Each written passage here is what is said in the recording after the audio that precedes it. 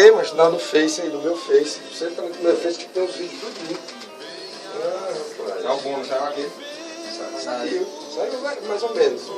Mas você tem, eu vou até botar no site alguns aí, ó. Renderizei do jeito que tava, sem fazer corte, sem corte, nem nada. Lá embaixo tem uns 3 vídeos. Você chegou a ver os vídeos? Vi, assisti. Tá no YouTube. Pois é. Já vai, cara. Rapidinho. Baixou, tudo bem? Tudo bem, meu amigo? Tudo bem. Ai, Deixa eu só colocar eles aqui no ar que eu vou aí. Ei, rapidinho. A gente fala pro telefone, pai tá com pressa, tá no... Mas então tá bom. Gustavo, eu te ligo, viu?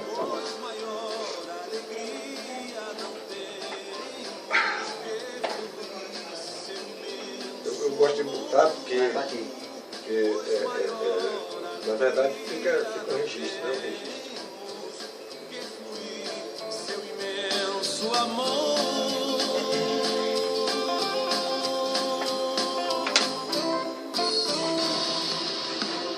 Programa A Hora do Centenário, com o pastor Ozean Gomes. Participação do historiador Carlos Castro.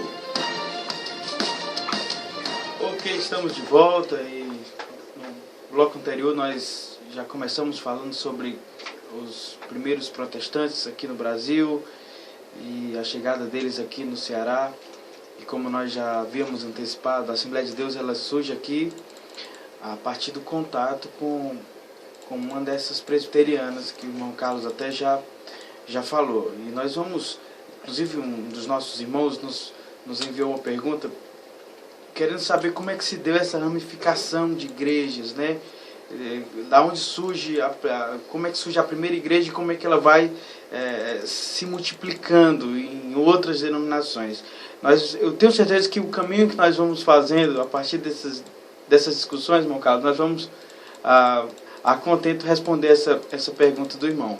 Mas antes da gente entrar nessa multiplicação de ministérios na Assembleia de Deus, é importante a gente talvez discutir como é que a Assembleia de Deus tem esse contato com os presbiterianos aqui no estado do Ceará. O senhor já antecipou que o irmão Adriano Nobre foi o pioneiro do pentecostalismo, e tem também a irmã Maria de Nazaré, né, que é uma figura emblemática aí nesse começo. E eu queria que o senhor falasse como é que foi esse contato, quem eram os irmãos presbiterianos que já estavam aqui quando teve esse contato com os irmãos pentecostais que vinham do Pará. Maravilha. A questão, aí vocês não podem esquecer uma coisa, a gente vai responder essas perguntas de vocês, mas vocês têm que colocar na cabeça aí, tem que maturar bem essa questão da IPB e IPI. IPB, Igreja Presbiteriana do Brasil. Foi a Igreja Presbiteriana do Brasil, de onde veio a Assembleia de Deus? Não. Mas ela veio da IPI, Igreja Presbiteriana Independente. Que a Igreja Presbiteriana Independente, conforme eu já expliquei, é uma ramificação da Igreja Presbiteriana do Brasil. O motivo que levou eles a saírem, eu também já expliquei, que foi a questão da maçonaria, né? Aí é o seguinte, quando a Presbiteriana do Brasil, ou melhor, quando a Presbiteriana Independente é fundada, inclusive ela foi fundada no dia 29 de março de 1907, aqui em Fortaleza, na rua Tristão Gonçalves, aqui pertinho. Ela foi fundada pelo pastor Manuel Francisco do Nascimento Machado. Esse pastor Manuel Francisco do Nascimento Machado, ele vai ficar até em torno de 1912. Aí vem o Alfredo Alípio do Vale. Quem substituiu ele foi Alfredo Alípio do Vale. Existia, por exemplo, obreiros que eram muito ligados a esses pastores. Por exemplo, Cândido Olegário Moreira. Esse Cândido Olegário Moreira, esse homem escreveu pela Seara Independente, que todo o assunto histórico que a gente tem da Igreja Presbiteriana Independente, para a gente poder entender a questão da chegada da Assembleia de Deus, o Cândido Olegário Moreira, ele escreveu mais de 40 artigos para o jornal da Presbiteriana Independente, que se chama O Estandarte. Então, eu fiz uma pesquisa muito extensa no Estandarte, e o pastor Manuel Francisco Nascimento Machado, a partir de 1907, ele saía de animal, né, animal de carga, colocavam as coisas ali. Geralmente, as viagens naquela época, irmãos, era da seguinte forma: o pastor ia ali no animal e tinha um animal específico para levar comida, para levar o cobertor, para levar o material que era necessário que ele ia utilizar durante a caminhada. Pelo seguinte, porque quando ele chegava em um determinado local, eles tinham que dar descanso aos animais e também os animais precisavam comer e beber, né? Então eles acampavam. Então nesses acampamentos podia ser debaixo de uma árvore ou em uma casa alpendrada. Que você, quando caminha pelo sertão, você vê muitas casas com alpendres. E vem aí também uma outra curiosidade. Por que as casas no interior eram feitas com aqueles alpendres aos arredores da casa? É porque o dono da casa, ele não queria dar abrigo a ninguém para dormir lá dentro com a sua família. Ele não negava o rancho, como a gente conhece no nosso popular, né? O rancho é um local para você se arranchar. Ele não negava, mas ele não permitia, claro, uma pessoa estranha, vou deixar dormir dentro da minha casa? Não. Então ele já fazia o alpendre com essa finalidade. Às vezes eu pensava que aquele alpendre era mais para uma comunidade, para dar sombra e tal. Não era somente isso. A finalidade da casa alpendrada, no início do século, era para dar guarida às pessoas que caminhavam, os transuentes, né? E ali eles se arranchavam. Então esses presbiterianos, eles se tinham uma casa com alpendre, eles se arranchavam naquela casa. Se não, era na mata mesmo, debaixo de uma árvore, colocava um cobertor, e ali ele comia alguma coisa e cochilava um pouco, e a caminhada prosseguia. Então, por exemplo, muitos roteiros do Manuel Francisco Nascimento Machado, ele saía de Fortaleza, aí eles iam arranchar, por exemplo, ele fazia o roteiro para sair no Pentecoste, do Pentecoste ele saía arrumando por dentro da mata, por dentro mesmo de veredas, até chegar ao Itapajé. E no Itapajé ele fazia o trabalho, e muitas das vezes ele se deslocava do Itapajé vindo pelo lado da praia, aí passava no Paracuru. E do Paracuru eles pegavam novamente o caminho para vir para Fortaleza. Então eles demarcavam essas áreas, esses limites, e aí eles proporcionaram o surgimento de algumas comunidades evangélicas naquela época, a partir de 1907. A exemplo, no Pentecoste, eles fizeram uma congregação no Fofa, né, uma pequena grupo de irmãos no Fofa, numa localidade por nome de Fofa, e lá no Fofa, e também no Riacho do Paulo, chamado Riacho do Paulo. Eu estive fazendo uma visita em loco, lá nesse Fofa. Rapaz, a gente fica assim de boca aberta, da distância que aqueles homens caminhavam. Eu de carro, passei mais de 2 horas e meia, no meio do carroçal e tudo, para poder chegar.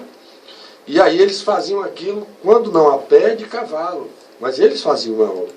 E aí, na localidade, tem um templo lá, construído em 1942, né, da Igreja Presbiteriana Independente.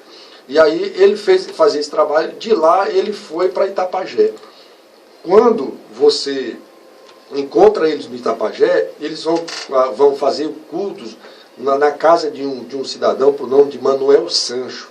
Esse Manuel Sancho creu com a família e também acoplado, né, unido a esses irmãos, estava o primeiro crente que creu no Itapajé, né, que estava lá dentro, a partir de 1885, Ricardo Alves Carneiro. Esse Ricardo Alves Carneiro tem uma praça em Itapajé em homenagem ao nome dele. Então, o primeiro crente no estado do Ceará, a primeira pessoa que confessou o Evangelho, que até então eu conheça pelas minhas pesquisas, foi esse Ricardo Alves Carneiro, que creu em 1885, quando os 2 pastores presbiterianos estiveram lá, né? Então, quando o Manuel Francisco Nascimento Machado, em 1908, começa a congregaçãozinha na casa do Manuel Sancho, então nessa casa do Manuel Sancho vai estar agregado alguns irmãos que vão se tornar os crentes pentecostais. A exemplo, Cordolino Teixeira Bastos. Cordolino Teixeira Bastos era o dono da fazenda Lagoinha, e ele passou a assistir, a ver, a gostar de ouvir os irmãos ali fazendo a pregação do Evangelho. Até que em 1913, o Cordolino Teixeira Bastos chega lá na congregação e diz: olha, eu queria que vocês fossem realizar um culto na minha casa. Eu já tenho preparado lá os bancos, a bancada. Eu já tenho preparado a mesa para o púlpito. E até os materiais para servir a ceia eu também já preparei. Tal era o cuidado de Cordolino Teixeira Bastos, né? O amor que ele absorveu pela mensagem do Evangelho. Então, na Fazenda Lagoinha, no dia 22 de julho de 1913, vai acontecer esse culto da Igreja Presbiteriana Independente, né?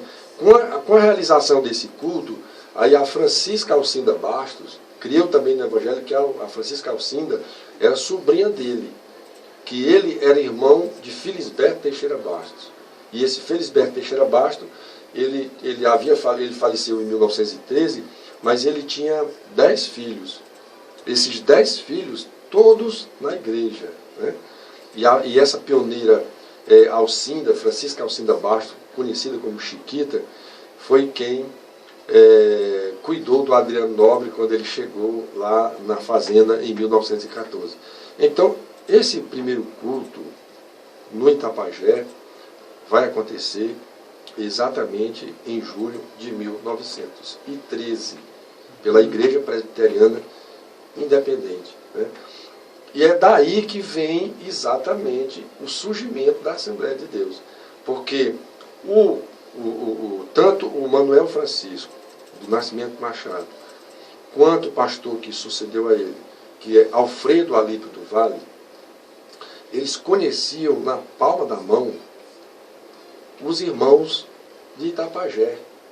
Eles conheciam os irmãos da Fazenda Lagoinha e também os irmãos do Sítio Santana, que ele evangelizou. Na Fazenda Lagoinha tinha o Cordolino Teixeira Bastos,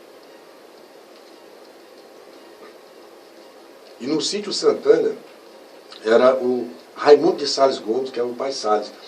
O Raimundo de Sales Gomes, ele tinha uma filha que era chamada Virgínia Sales Bastos, que se casa com o primeiro pastor, que é o nosso Vicente de Sales Bastos. Então, lá no Sítio Santana, eles passam a realizar esses cultos, e o Raimundo de Sales Gomes, o pai Sales, ele, juntamente com o Vicente de Sales Bastos, que passou a exercer o cargo na Igreja Presbiteriana Independente, ele exerceu o cargo de coletor de missões, né? Ele era o coletor de missões da igreja. E aí essa igreja vai funcionar até a chegada da irmã Maria de Nazaré, que é a nossa pioneira, né? Que vem de Belém do Pará para visitar os seus irmãos, né? Com a finalidade de trazer o evangelho para eles. E quando ela chega na casa dos parentes dela, ela simplesmente não é aceita, porque eles eram católicos ferrenhos e não queriam qualquer outro contato com outra religião, né? Foram contra os protestantes. No caso, a própria pessoa da casa deles, que era Nazaré, expulsaram ela de casa, jogaram a Bíblia dela no chão e simplesmente disseram para ela: você vá lá para o Sítio Santana, é lá que moram os protestantes, nós não queremos você aqui. E a nossa pioneira bateu ali a poeira da Bíblia, pegou a sua malazinha, ou algum objeto lá que ela conduzia de viagem, e foi caminhando até o Sítio Santana. E é daí, desse contato da irmã Maria de Jesus Nazaré Araújo, em julho, note bem, já em julho não, mas já no final de junho, já para começo de julho, ela bate lá no sítio Santana. Ela já encontrou lá um grupo de irmãos bastante grande, de em torno de uns 50 a 60 irmãos, que já se congregavam na Igreja Presbiteriana Independente. Aí ela vai falar da experiência do batismo com o Espírito Santo. E essa experiência foi absorvida pelos irmãos da Igreja Presbiteriana do Brasil. Eu encontrei os presbiterianos fazendo um concílio, uma reunião, no Maranhão, quando eles, de forma muito plausível, eles diziam assim: os nossos irmãos do sítio Santana são tão amáveis que eles já reservaram, cada um está doando um boi para nós fazermos, juntarmos esses animais e levar um pastor para ficar direto lá, sendo cuidado por o próprio pastor. A própria pessoa ia ter condições financeiras de se manter. Eles queriam um pastor lá na região, né? Então, essa reunião deles aconteceu em 1914. Coincidentemente, nesse mesmo período, vai chegar a irmã Nazaré. E aí vai haver o cisma da Igreja Presbiteriana Independente com a ligação da Assembleia de Deus, né? Então, praticamente, a Igreja Presbiteriana Independente, ela veio ser eliminada na região. Tanto que hoje, eu não sei se, por exemplo, eu já procurei, mas não tem Igreja Presbiteriana Independente lá, no Itabajé. Assembleia de Deus, né? Então, teve outros irmãos que ainda continuaram meio insatisfeitos, claro, né? Porque eles saíram da igreja deles, então, aquela insatisfação normal que acontece. Mas a igreja deve ter, na década de 40, ela já não tive mais contato deles lá, entendeu? Então, essa ligação do protestantismo, de quando da igreja que chegou no Brasil, e de repente chega da Presbiteriana do Brasil, vem para a Presbiteriana Independente, aí vem se localizar ali no Itabajé, por exemplo, aí o Francisco Nascimento Machado, que é o pastor presbiteriano, com o Alfredo Alípio do Vale, eles vão evangelizar a região. E, por ironia do destino, não vou dizer nem a ironia do destino, mas eu vou dizer que foi o Espírito Santo eu vou aplicar o Espírito Santo, porque foi o Espírito Santo que me fez chegar a um fragmento importante no jornal da Presbiteriana Independente, no jornal O Estandarte. E eu louvei a Deus por aquela informação, que foi um jornal onde o Alfredo Alípio do Vale reclama, né, da presença do Gunavingre no navio em que ele tomou em Belém, lá em Belém, no Porto do Guajará, em Belém. Quando ele embarcou, ele vai encontrar o Vingre, que ele chama até de Vingli. Aí ele chama esse Leader Vingli, quer dizer, o Leader é líder, né? Leader é líder. Então, estava no navio, aí eu não sei, aí ele fala assim, lá na frente, eu não sei o que uma palavrinha que ele utilizou, assim, com um pouquinho de raiva, né? Porque é poliglota, eles falavam língua estranha, né? Ele falou a palavra poliglota, porque poliglota é que ele fala muitos idiomas, né? Que esse poliglota, esse polichinelo, vai fazer lá no Ceará, certamente é tomar nossas igrejas. Quer dizer, ele já sabia das informações, né? E aí, então esse fragmento, ele me deu a chancela de conhecer o período que o Gunavingre veio para o Ceará. E o surgimento do livro Gunavingre no Ceará, 40 dias de avivamento pentecostal, se confunde com essa peça histórica que eu encontrei no jornal da Presbiteriana Independente e da agenda do Gunavingre, que veio para minhas mãos. Nessa agenda ele relata o nome dos pioneiros, dos personagens. Eu já conhecia esses personagens e ficou fácil da gente fazer a história do Gunavingre no Ceará. Então, basicamente, nesse segundo tópico que a gente falou, eu acho que deu para entender alguma coisa, né? Sim.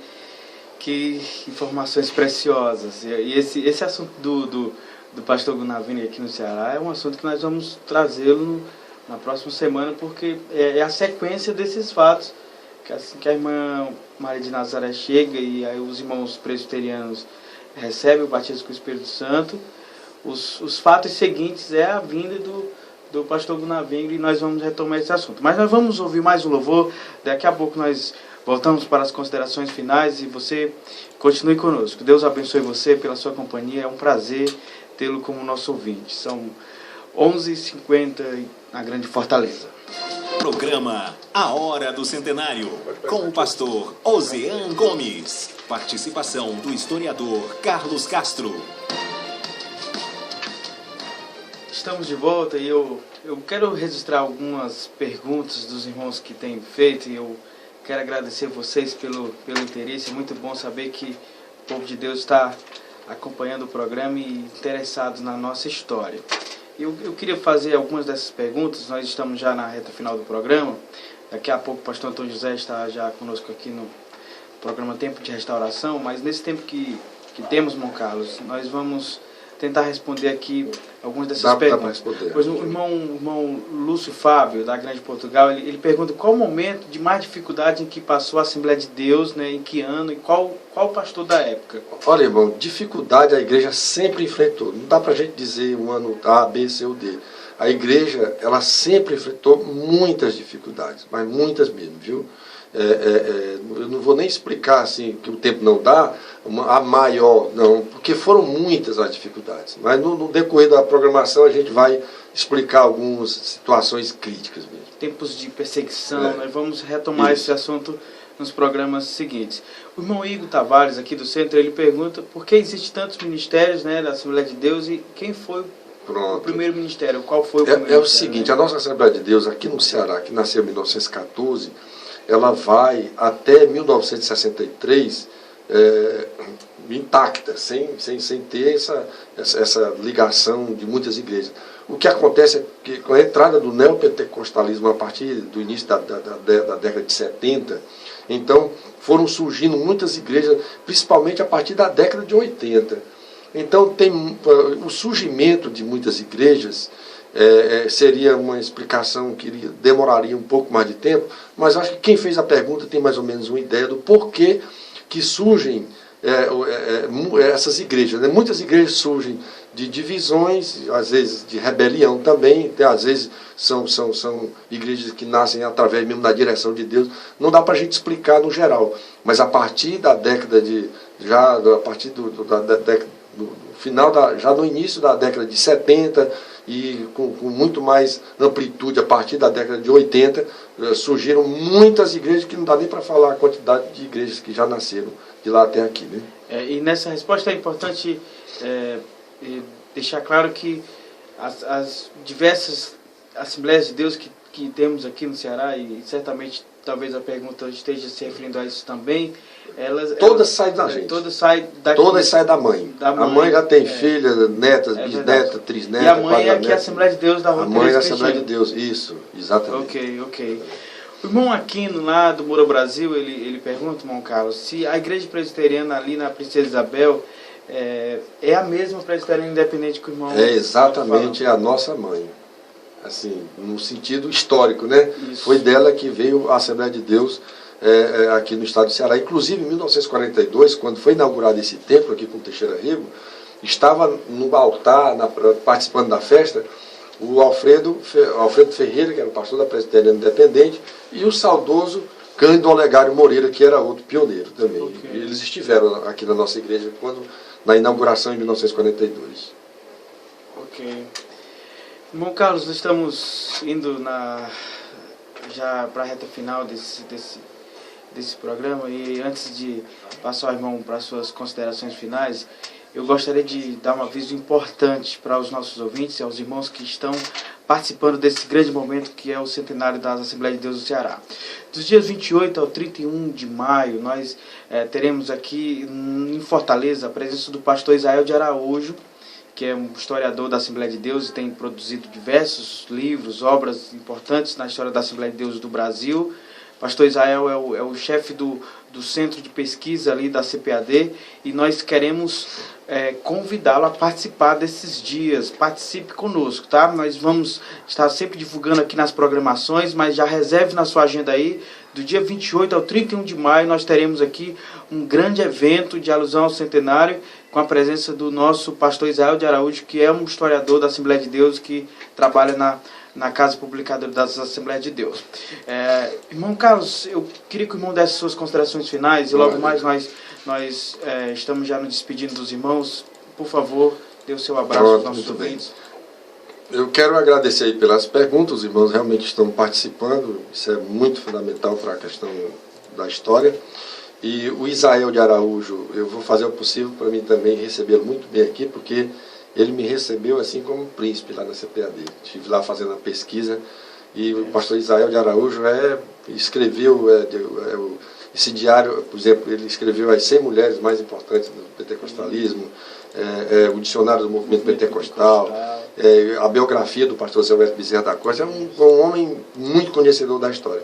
Mas eu quero encerrar aqui, já agradecendo a oportunidade da gente estar falando da história, dizer para os nossos irmãos que estão na escuta do programa, que nós temos no nosso Facebook Carlos Castro, e no portal JVD, que é www.portaljvd.com.br, o acompanhamento histórico do que a gente faz aqui, na participação que a gente tem aqui na nossa Tempo Central FM, e também no debate que a gente faz lá na Assembleia de Deus Canaã.